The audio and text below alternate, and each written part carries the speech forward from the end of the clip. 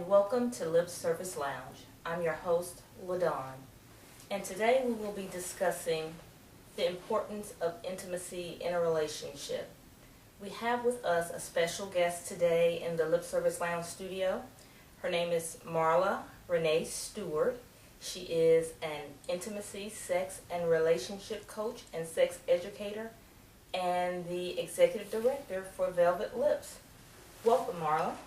Hi, thank you. Thanks for having me. I am so happy that you're here today.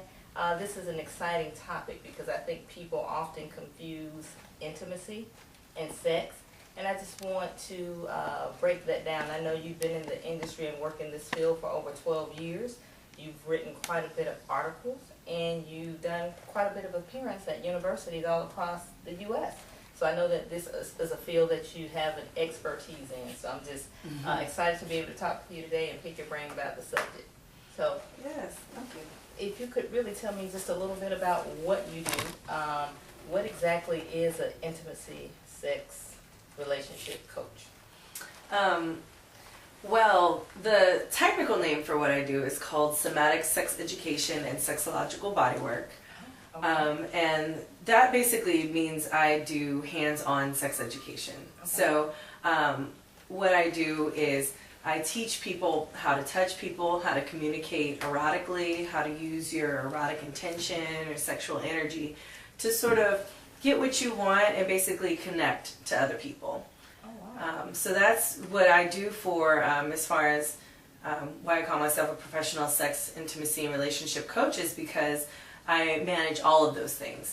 So the communication aspect and how to talk to your partner, how to touch your partner, and really how to connect intimacy, bring intimacy into your relationship, bring it back or into your relationship if it's kind of fallen off the wagon, and sort of get back in that sexual mode, because what happens is actually it's a lot of it is brain chemistry and hormones. So there's a hormone that elicits monogamy. There's a hormone that elicits Really? for intimacy, dopamine, right, bringing that pleasure, excitement. And then there's oxytocin, which is sort of brings your emotional well-being.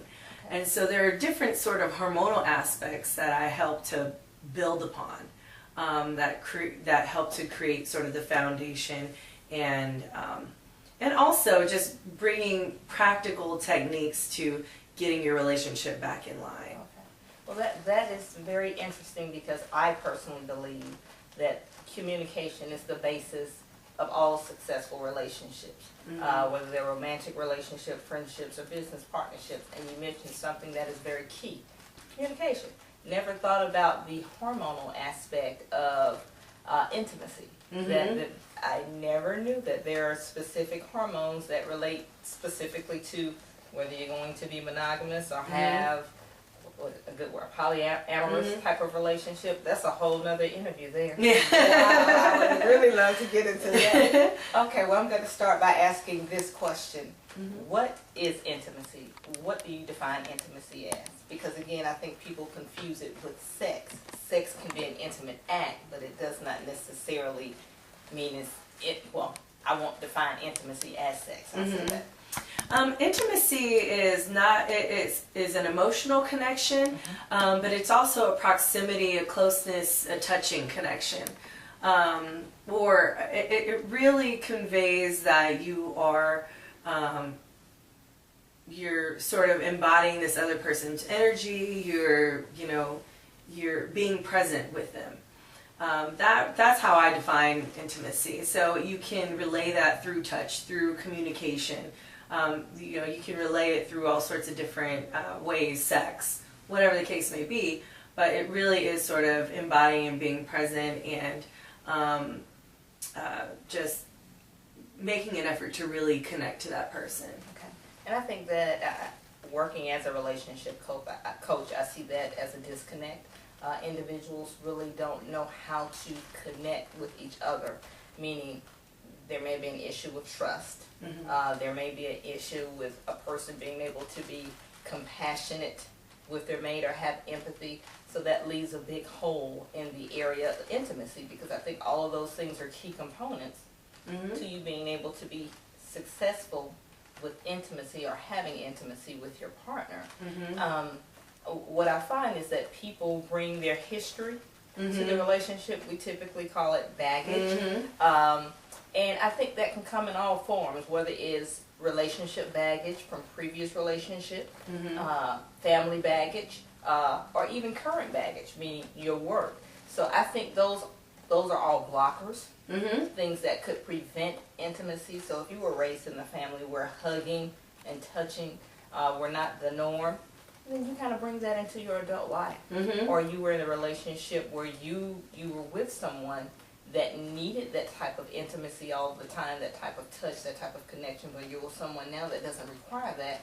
You bring that with you, and you kind of really don't know how to move until you kind of really learn that person. What are some other things that you think are blockers, intimacy blockers, that people bring to a relationship or have in a relationship? Well, a lot of what you said has to do with what we like to call sort of your childhood sexual roots, right? So I gave a talk yesterday about how all these sort of our first memories, our childhood sexuality, how we those are implanted, and we bring those into our current lives. And so whatever the case may be, if it's really like, if you're like this, you have to think about where that came from. And if you want to change it, then it's a matter of, okay, being conscious of it, bringing awareness. Yes, yes. Bringing awareness to it. A lot of it, what you said about communication is true. Like, that can be an intimacy blocker in the sense of, it's easy to say, excuse me, it's easy to say communication is the key to all relationships. However, people communicate in very different ways. Yes. And I teach that there are ways that we can combine all of these different techniques. Because if you say, I love you, and I say, I love you too, we could be talking about totally different kinds of love. Yes, yes. Even though we said the same thing. Words, yes. And so it really is a matter of communicating not only in a direct way, but also in an indirect way. And that's why I teach, my seduction learning techniques, or seduction learning styles, and also teaching about communication in a sense, like thinking about the love languages, thinking about communicating on a different level, whether it's by talking or texting, phone, like also nonverbal, so using all these different types of communication to really convey what you want. Okay, and that's so interesting that you said that, because my honey and I were talking about just what you said. You can say the same thing, but it has such a different meaning. And I thought about that Monday because I was looking at the numbers, 911. Forever and ever throughout the history of time, 911 has meant an emergency. But if you look at it again, some people see 9/11. Now it has a whole different meaning, right? Depending on how you say it. So as you said, you have to connect people's backdrop. You have to look at it in context. You have to look at people's body language. You have to understand all of that when you're having a conversation with someone. You just have to seek to understand to make sure you have that connection. Whatever the individual is trying to share or convey with you, to make sure they are clear in what they're conveying. And you understand it. So you get up from the table knowing that I love you means what you think it means. And I think that we all falter there. And I think that's a learning process. We talk all the time, but I don't think a lot of people are successful communicators. Right, right. Another thing I guess I'm curious about, I hear a lot of women say that they are nervous or hesitant to do intimate acts with their partners. And by that I mean just holding hands, just sitting, touching, watching television, just kind of sitting close together, because what it ultimately leads to is sex. And that might not have been where they were wanting to go. They were just wanting to be close to their partner. And I feel like men have been socialized to the degree that they've been taught not to show certain emotions. Mm-hmm. So they compile intimacy to mean sex. Mm-hmm. So if you're touching them, then maybe that's an open invitation. How do you typically deal with men and bringing them out of sex just kind of meaning the physical act? Mm-hmm. Expressing, how do you Expressing teach men to intimacy? express it in different ways other than sex? Yeah, so what I do, I actually had a workshop on Sunday. It was an all men's workshop. Oh, okay. And it was about how to manage intimacy and aggression. So, or aggression or aggressiveness. So really, we talked about ways to communicate what your desires are, or just ways to communicate that you want to be intimate with someone. Okay. And then also managing that aspect of you that just wants to nix all that and have sex, right? Okay. So it's a balancing act, really.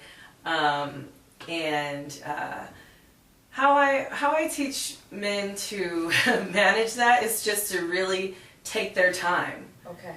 Take their time. See, what the woman wants, or what their partner wants. See how what their partner's expressions are, how they can touch their partner in a way that conveys them that they're wanted. Because it's not like women don't necessarily, like, they don't want sex with them or anything like that. I wasn't saying that. Yeah.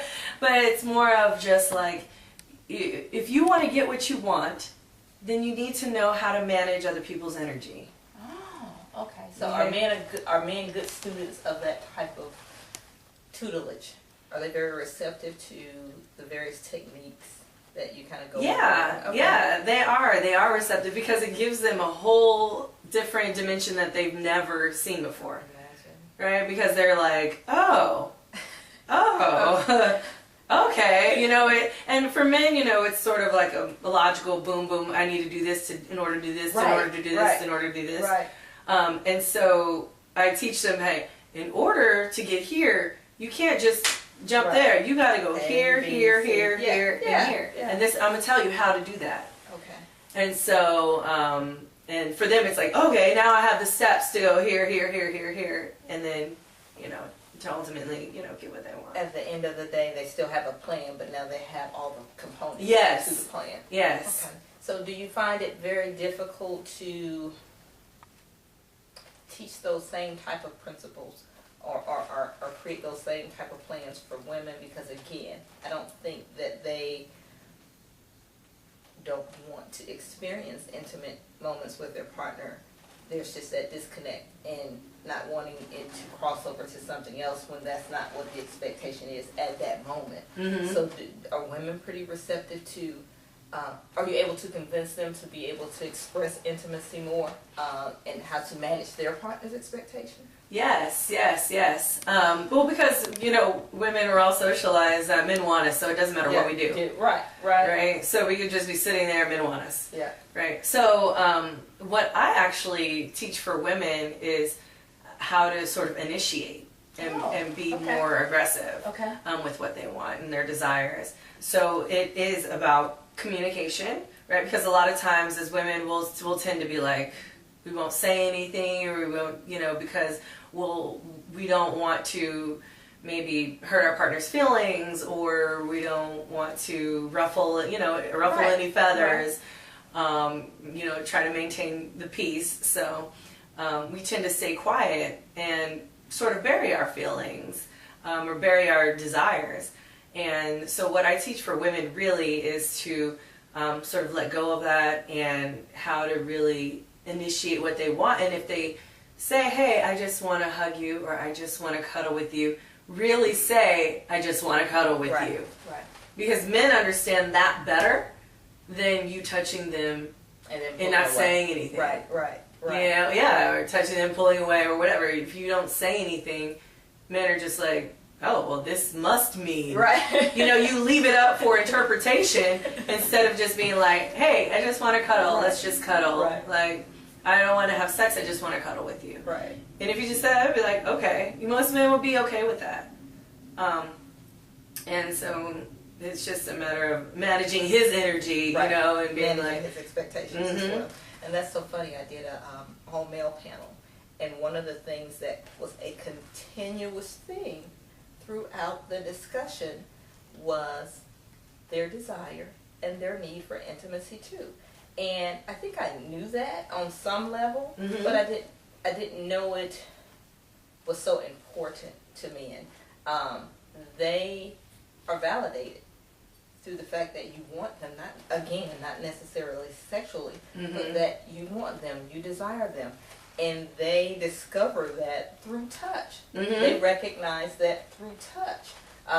And when their mates are not as intimate as they'd like for them to be, it sends a different type of message to men, and I don't think most women are aware of that. Because it was completely, not shocking, but surprising that it was to that degree that they, I mean, something as simple, women one of the statements the guys made, women just, talk about flowers and romance novels and they want to be romantic. Men want that too, but I don't think that they do a very good job at expressing it, and I think women just automatically assume that if we have sex, they're good. But they need to touch too. So that was very interesting for me to learn. Yeah, one of the things I teach is that we all have, seduction learning styles, and the thing is, with men, most men are not only visual, but they're also tactile. So they love to touch things, and that's why they wrestle or why they do things that are touching. So they need that. They need that touch, and they need that type of communication, and just to help them, build their own intimacy levels and emotional well-being, with their partner. So. And I agree with that, and that just kind of explains a lot. I think, and not in a sexual way, just as you said, men need touch, and they do it through tactile expression. Their love for sports, football, it has nothing to do with intimacy, but they just need, I think they seek the opportunity to connect in different ways. And it just doesn't click for us as women. We're just, what? So that makes a lot of sense that you said that. Well, we're going to take a break, and we're going to pay some bills with some commercials, but we will be right back to discuss more on intimacy with Miss Marla Renee Stewart. Velvet Lips is one of Atlanta's first sex-positive sex education venues, offering classes, workshops, and personal coaching using somatic sex education and sexological bodywork, as well as other techniques to foster personal discovery, open dialogue, and increase sexual awareness. To learn more about somatic sex education and sexological bodywork, or to make an appointment or to find out about upcoming workshops, please visit www.velvetlipsllc.com. That's www.velvetlipsllc.com for more details. In addition, if you're on meetup.com, you can find the group The Sex Scholars for additional discounts, and you can find us on Facebook, Twitter, Tumblr, and Blogger. Welcome back to the lounge, and if you're just joining us, we have here today Marla Renee Stewart. She is the Executive Director of Velvet Lips. She is an intimacy, sex, and relationship coach and sex educator. And we've been talking about intimacy today, and she's really given me a lot of good information. I think we probably will have to do a part 2 because I'm still interested in one of the first things she talked about, hormones being impactful to our relationships, the type of relationships we have. That's just really interesting to me. But before we took a break, we were discussing men and intimacy, and I wanted to kind of transition and talk about past relationships. Ask a question regarding how do you think our past relationships influence our current relationships as far as intimacy is concerned? And by that I mean, if you were with an individual before and they did or didn't like something, how do you find that most people move that information into a new relationship? Because you can push a button for the new person that you don't even know you're pushing. So how does past kind of impact current intimacy issues in relationships? Well, I think if we bring the past into our new relationships, we're dooming ourselves.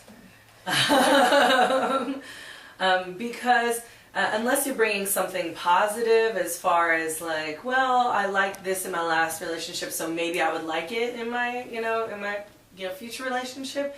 But, two people's, if we're talking about sexual dynamics, no two people are going to be the same, Exactly. or two or more people are going to be the same. So it's kind of like you really have to drop the past or carry what's positive and say, okay, would this work in my current relationship? So how would one determine if something is positive in a current relationship? So again, something could have been well received by your previous partner, but if you and your current partner haven't had an opportunity to kind of really have an open discussion about some things, and you try this thing because it was successful with your old partner, and your new partner is like, what? Not interested. Yeah. And that kind of can shut the door. How do you propose individuals deal with things that they think could potentially be successful in a new relationship before they go testing and get their hands slapped? Well, first of all, I suggest just talking to your partner, because really that builds up the excitement and the intimacy, because you know them on a different level. So with my couples, I usually give out this little erotic activity sheet, and I say, just talk through it. Even if you don't know what it is, or even if you do know what it is, talk through it. See if it turns you on or doesn't turn you on, and see how your partner responds to it. Or what I'll do is I'll give them both sheets, and then they trade and see, like, oh my gosh, I didn't know you were into this. Oh, or wow. I didn't. That's a like, really safe idea. Yeah, and for them, like for a couple that I'm coaching now, they really were just like, oh my gosh, I didn't know you were into that, and I didn't know you were into that. And they've been together 10 years or more. Really? Yeah, so it's kind of like... How does that happen? I'm sorry. How does that happen? Really? Yeah. I mean, it happens. I mean, I think it might be easy for us because we're in this field and we are able to talk about our sexuality easily. And we are, we might venture into things or are curious about things. But a lot of people aren't. Or a lot of people are curious but don't want to mention it to their partner because they're afraid of what the partner might think. And so it's really releasing all that judgment, figuring out what turns you on, and then just coming together and seeing what you two can, what can be possible out of your sexual relationship and your sexual identity as a couple. That is so amazing. And I say that, and I ask in a shocked manner, even though I do this work, it's still shocking to me. Yeah. And you would think that communication is just organic, intuitive, but it's not. Because people don't want to hurt other people. People don't want to get hurt, so we're just not as open and honest as we should be, particularly with the people that we need to be as open and honest as we should be the most, which are our mates. Right. And I guess that's how you can get to be in a relationship for 10 years and not knowing that your partner liked XYZ. And that's just incredible to me. Yeah, and then it also causes a lot of sexual dysfunction. Yeah.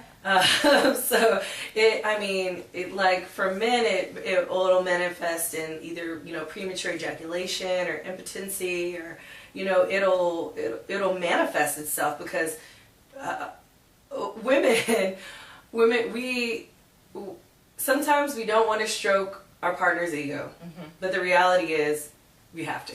Yeah. We have to. Yeah. If we want them to be functional sexual partners, we need to feed their ego, and they need to feed ours. Exactly. It's really a matter of intimacy. It's really about a matter of closeness, or holding hands, or sexting, or doing these other sexual things, hugging. Doing these other things that can keep you sort of in tune and in line and help you to communicate, your sexual desires. Yeah, and I think that's vital and key to a relationship. I wrote a little article and I placed it out on my blog, and it was called Falling in Love Every Day. And the basis of the article was just simply ways to connect intimately with your partner on a regular basis. It should not be something that you do every other day, every other week, or when you're just about to have sex. That connection needs to be something that's living and breathing every day. And one of the things that I really talked about, and you mentioned sexting, Mm-hmm. and I identified with that, in that we live in the 21st century. You know, Mm-hmm. you can keep in communication with whomever you want to, whenever you want to, all day, all night long. And one of the things I thought about was everybody, every time I look at someone out in public, they're on their iPhone, their iPad, Mm-hmm. they're at work, they're having to work on computers, laptops, whatever type of electronic device, someone's always carrying something around. And I thought, just a simple way. I heard a long time ago, probably about 3 or 4 years ago, I attended a church service. Mm-hmm. I attended church, and we had a guest pastor, and he said he and his wife had been married for over 20 years. Mm-hmm. And they, at a point, were going through it. He is a pastor. It's like, I'm supposed to be able to overcome this kind of thing because I counsel people. Mm-hmm. But he said he had to remember the things that made him fall in love with her. Mm-hmm. So what he did was create a little list, fold it up, put it in his wallet. And he would take it out every now and then. I thought, that's neat. That's Yeah. cool.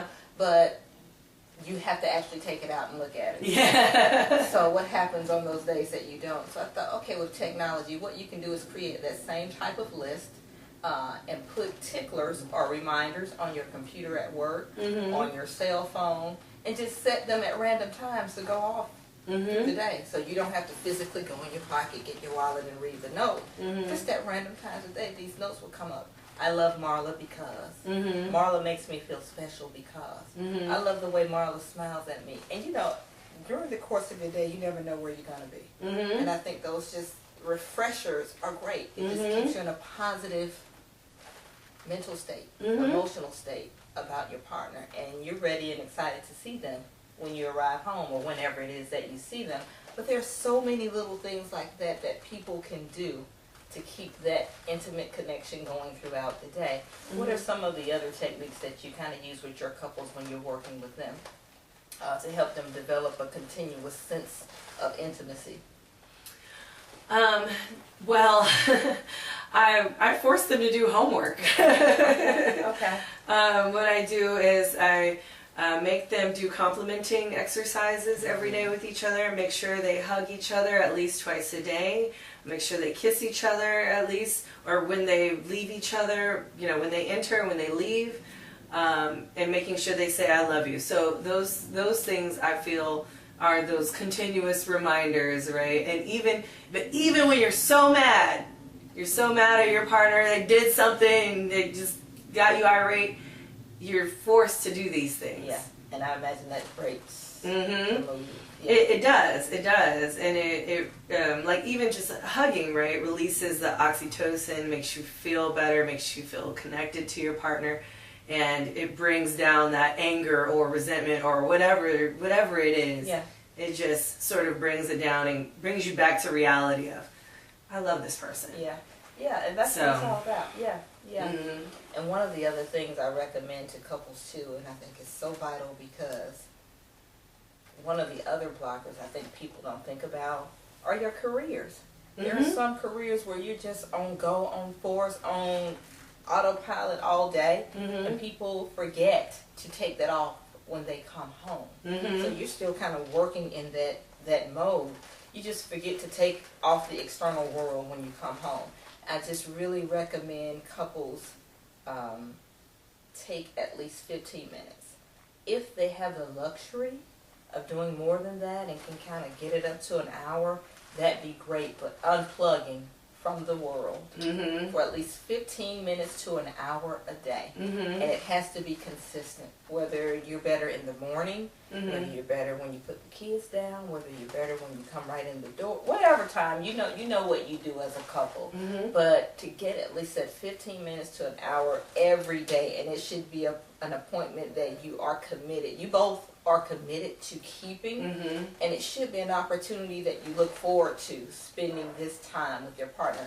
And it doesn't necessarily have to be sex. It could be, just maybe talking about your day. Mhm. Just unplugging all the cell phones, no TV, no nothing, Mhm. and just holding each other. Mhm. Just having a drink. Whatever it is that you do, but just making sure you have that moment to reconnect your energies together and to share that space together without the kids, without the dog, Mhm. without the radio.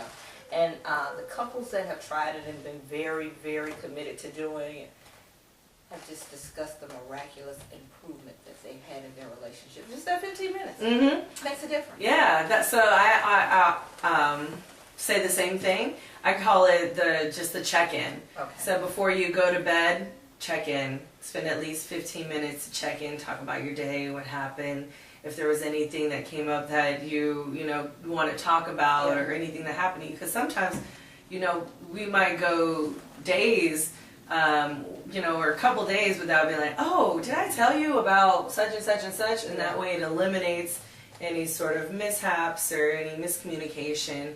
Or, but then it also just builds you're in tune with your partner. Yeah. So Yeah. I agree. The check-in is necessary. It is very necessary.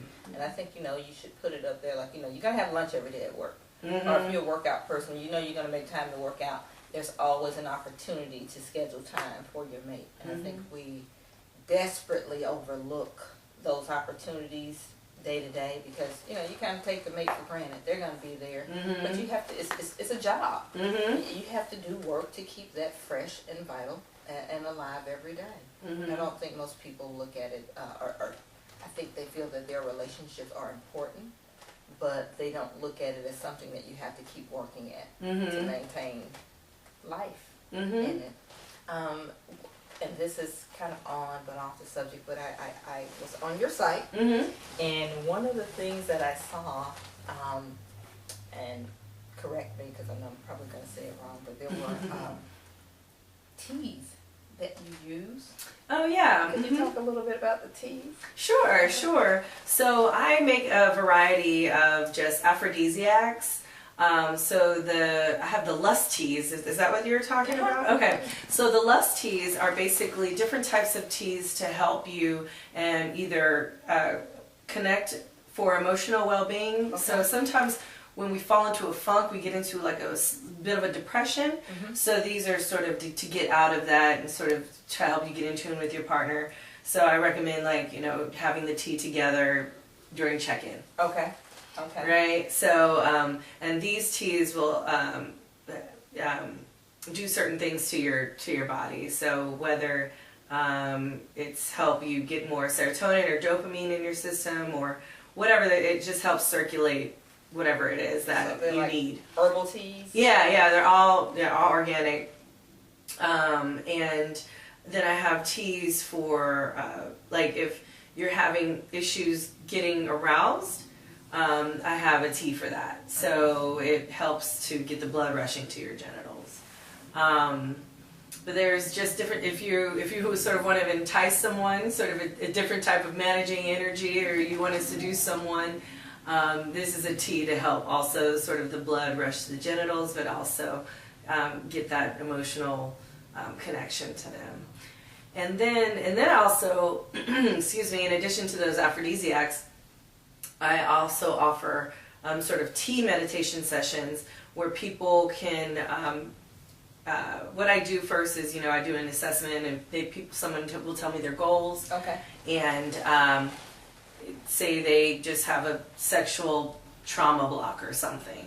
The tea meditation session is where I would give them a tea based on whatever block that they have. Okay. And we would either, and we would do, of course, meditation, but either using prayer healing or if you're more of a tactile or sort of a tangible learner, I use my tarot cards.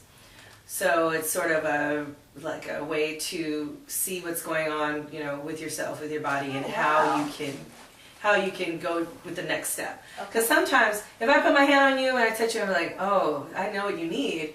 And you're like, you don't know what I need. But it's for some people, they need to see the cards and be like, okay, if this is what the universe is saying to you. It's easier for them to see it than me telling them. Wow.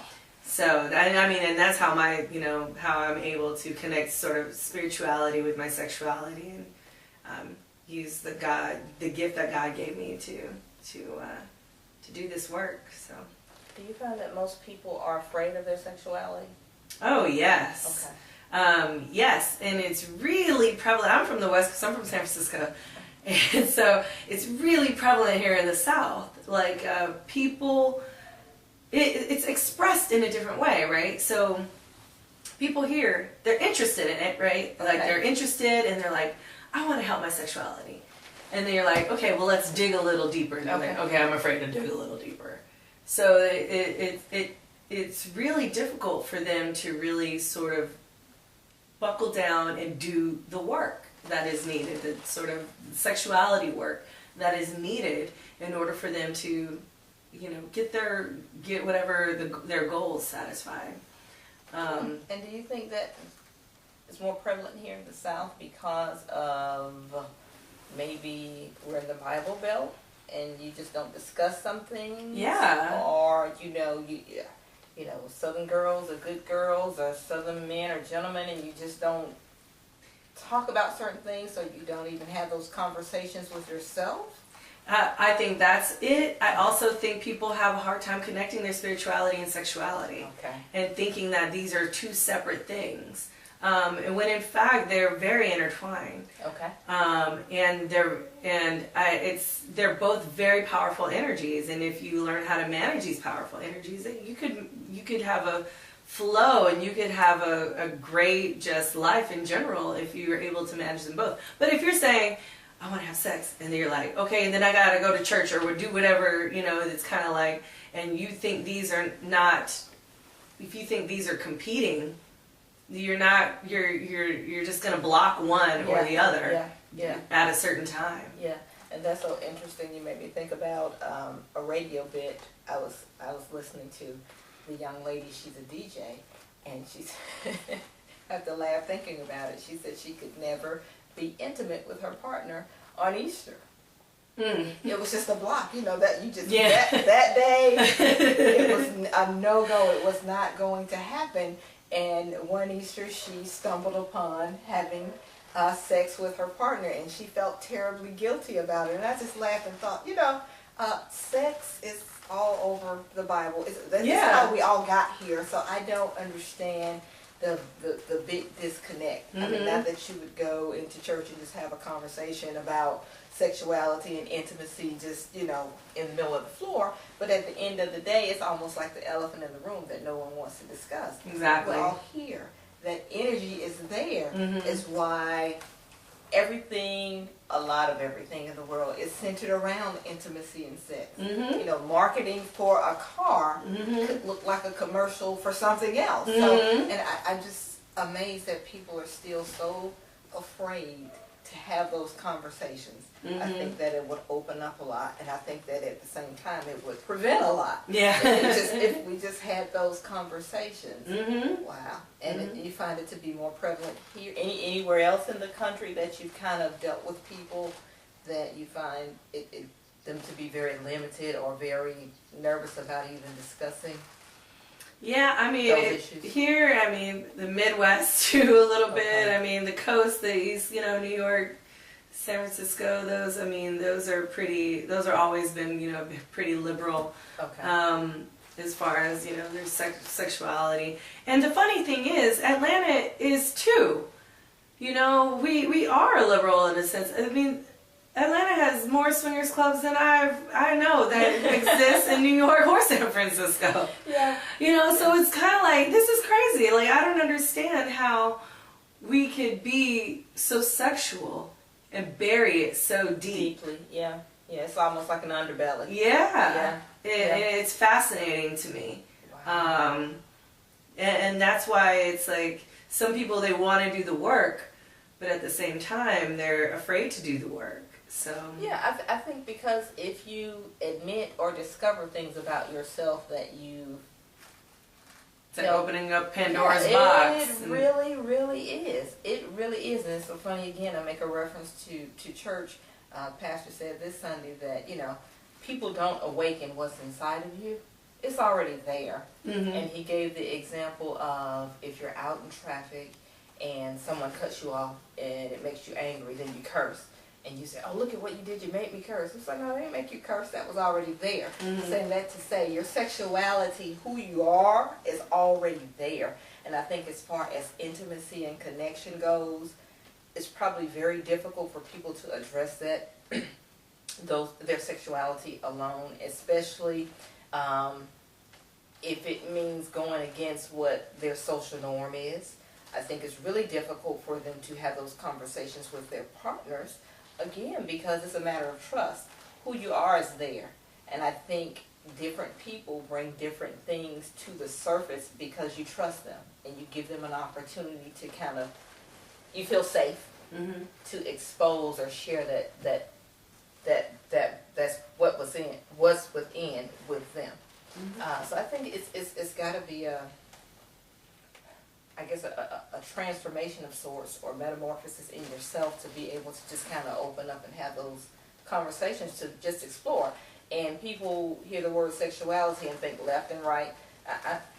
It could just mean, just being open enough to just be intimate with someone. Not necessarily going there sexually, but just to be intimate, because your norm was that we don't touch, we don't hug, we don't express, we don't do any of those things in the family that I came from. So just even addressing that is a big deal for people. A very big deal. Wow. I think my line of work is very, very interesting. I love talking with people and helping them to figure out ways to communicate, whether it's verbally or non-verbally, to help improve their relationship. I can only imagine. And of course I deal with sex because sex is a part of relationships. And that has to be healthy too, in order for the other components to be healthy. But specializing in sex therapy and working with individuals hands-on, I imagine that to be extremely interesting. You get to see and do a lot of things. Yeah. I would imagine. It runs the gamut. I've had all sorts of different types of people, ask me for advice or, want to do something with their sexual goals. So it's been a journey. I'm sure. Well, we're going to take one more quick break and we'll be back to learn more with Marla. I'm LaDawn Elliott, a relationship life coach, speaker, and the creator and host of Lip Service Lounge, Atlanta's premier love, sex, and relationship website. I've affectionately been dubbed the Relationship Rescuer because of the personal approach and the honest, practical, real-world advice I offer to couples. As a relationship life coach, I offer private coaching sessions to help couples create and realize their relationship goals. I host intimate couple retreats to teach couples the art of effective communication, conflict resolution, breaking the intimacy code, and many other secrets to maintaining a healthy relationship. I also facilitate couple seminars and workshops to help couples learn how to communicate using emotional intelligence. For pricing and appointment information for couples counseling, retreats and seminars, or to book me for speaking or hosting engagements, please contact me at LaDawn Elliott at lipservicelounge.com. Again, that's LaDawn.Elliott at lipservicelounge.com. And don't forget to visit the Lip Service Lounge website at www.lipservicelounge.com.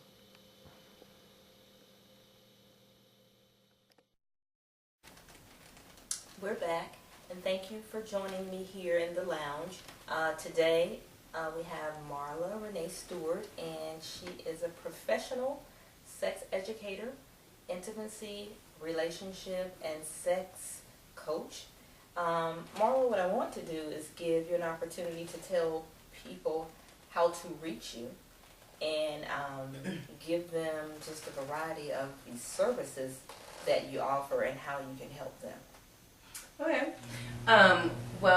They can go to my website, which is velvetlipsllc.com, and I offer workshops, classes, I offer personal coaching, I offer sort of erotic comprehensives, which are sort of 3-day intensive, a 3-day intensive sort of teaching and education. With people. For couples, I offer there's a travel to paradise, which is sort of like take you out of your element, take you to vacation spot or wherever, and really 8 hours or more of just really intensive, sexological body work, just somatic sex education, building intimacy, building communication skills. I offer workshops for only men, only women. I also have aphrodisiacs. I also do a range of things. The tea meditation sessions, like I mentioned earlier. And I also offer yoni and lingam work, which is sort of genital massage. Oh, wow. And I also do, I think I mentioned the aphrodisiacs already. So, and I also offer like bachelorette parties, workshops or event planning. So when you're working with couples, do they come to you, or you kind of work with them in their space? Both. Okay. Both. So I have a home office that they can come to, or I can go to them, but I do it like outside of 285 because I live near downtown. Okay. It's a little bit of an extra charge, but other than that, I can go to their space if it's easier for them, or they can come into my space or my home office. So. Okay. Mm-hmm. Well, there are a variety of services that Marla offers, and I speak with enough couples to know that sometimes it's beyond my scope, and she has such a deep knowledge and expertise. I've attended a couple of your workshops. One in particular was mental health and sex, sexual health. Yes, yes, sexual health, how mental health impacts your sexual health. And again, you just really don't think about those things until you kind of get to a workshop and understand that, your day-to-day life stresses and things of that nature could impact your mental health, which ultimately impacts your sexual health. So I said I had gone to a couple of the seminars and workshops just to let you know that I'd had an opportunity to experience her work, and I think she is very, very good. I think what I was most attracted to about you is that you seem to be, one, very knowledgeable, and two, just very personable. I got a great energy from you, so I would certainly be more than happy to recommend individuals or couples, because I work specifically with couples, to you, because I feel like they could learn a lot. And sex is such a big thing. It's just this big thing, and I know people are not always comfortable talking about it, especially if there are issues that they're dealing with.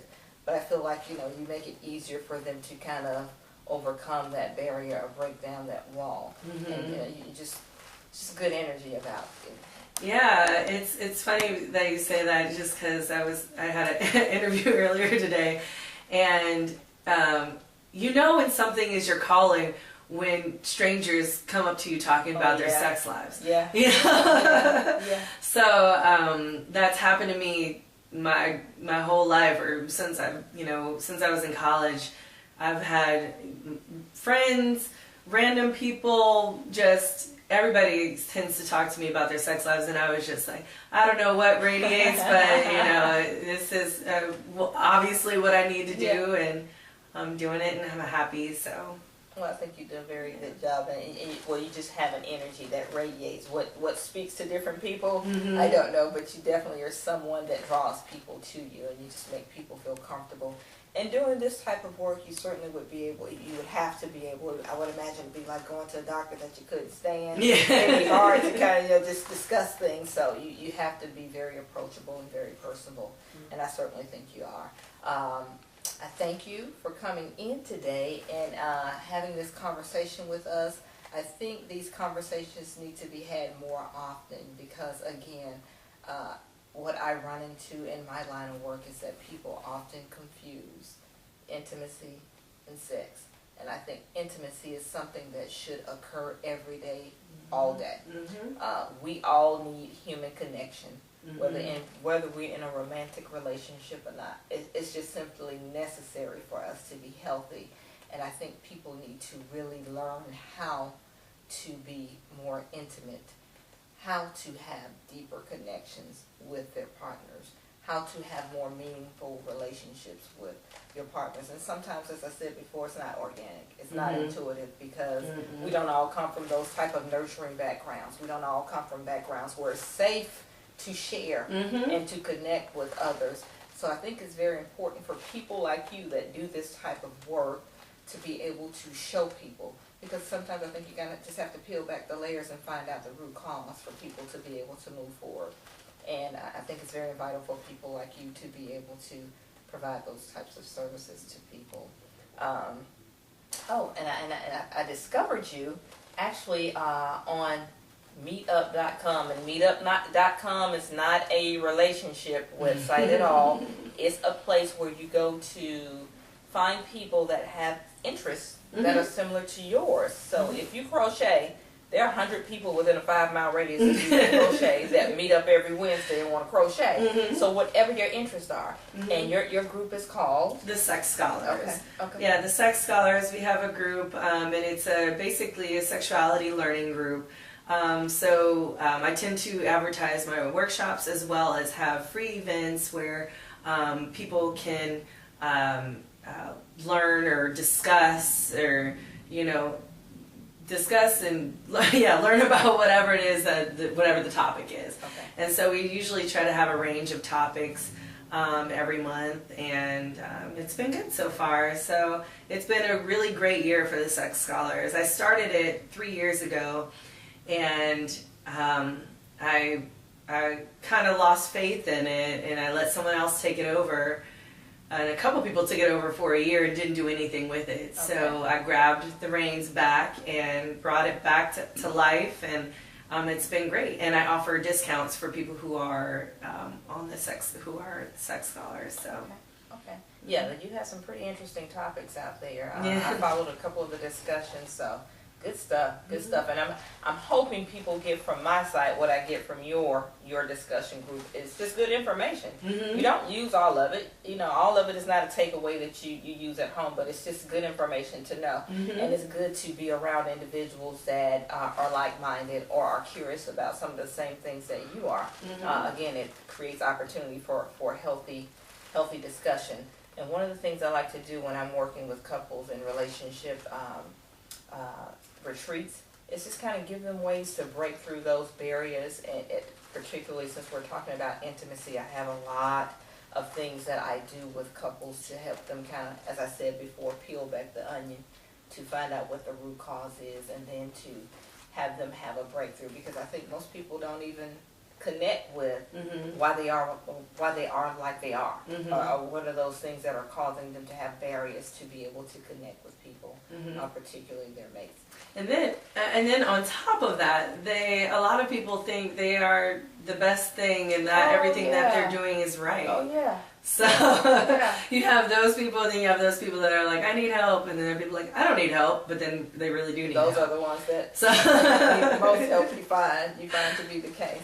Well, again, I thank you, Marla, for coming into the lounge with us today. I've enjoyed you immensely, and I've learned a lot. I think we've just scratched the surface. This is just one of many topics that, between what we both do, a myriad of topics kind of erupt to the surface. But I really enjoyed having you here today, and I look forward to being able to talk with you again. Yes, and people, please go find her on meetup.com, The Sex Scholar. She also has a Facebook page. And then go on to her website, velvetlips.com. Okay, so that's www.velvetlips.com. And there you can find Marla. Thank you guys for joining me today in the lounge. It has been fun as always, and I'm hoping that you can take something away from the discussion today. If nothing else, knowing that intimacy is very important to relationships. You have to have it in order to maintain a healthy relationship. Intimacy does not mean sex. So don't be afraid to share yourself, a gift of yourself to your mate. And just have those moments where you connect, because it's very important. If that bridge is not there, or those components of the bridge are not there, then you'll never, create anything that's sustaining and lasting. Don't allow opportunities for other things to come into your relationship, and you do that by keeping a close-knit relationship or open space of communication with your partner. That's all for today, and again, as always, thank you for joining me here at Lip Service Lounge. Until next time, bye.